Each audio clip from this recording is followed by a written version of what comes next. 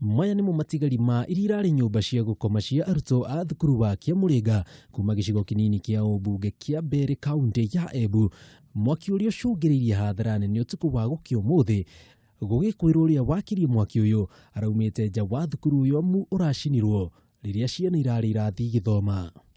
Huu moto huonekani kama ni moto wa kawaida, manake kumepatikana jerikani ya petroli nyuma ya dormitory. Gutiri kindu ona kimwe kihotire kuhonokio, kuona ati mihango yothe ya kuhoria mwaki uyu ni ringire higa amu gikundi gia thima moto kuma kaunti ya Embu ni maroire ihinda inene mangigete kambu ino na ona moka marora njira amu matiramenyaga haria thukuru uyu uri.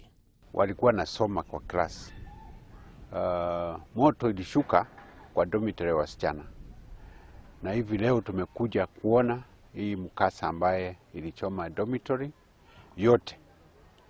Hakuna kitu kilitolewa pale. Mattress imechomeka, vitu za watoto, masanduku yote yamechomeka.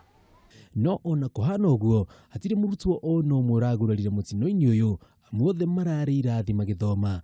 Mitungi iri irahuthirirwo gukua petro gucina nyumba ici ikihithukio hakuhi na nyumba icio cia toro.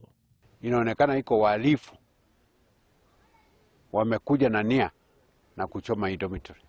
Nimeomba security committee ambayo wako hapa na mimi wafanye juu chini kuhakikisha kwamba hawa walaghai, hawa kora wamekamatwa na umetolewa miongoni mwetu.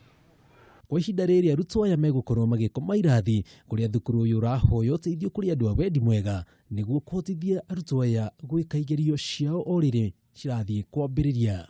Wale wanaweza kutumbia kitu, tafadhali, kama uko na mattress, kama uko na blanketi, letea watoto. Hatutaki waende nyumbani. Arutwo TV nitago Njenga Wambui.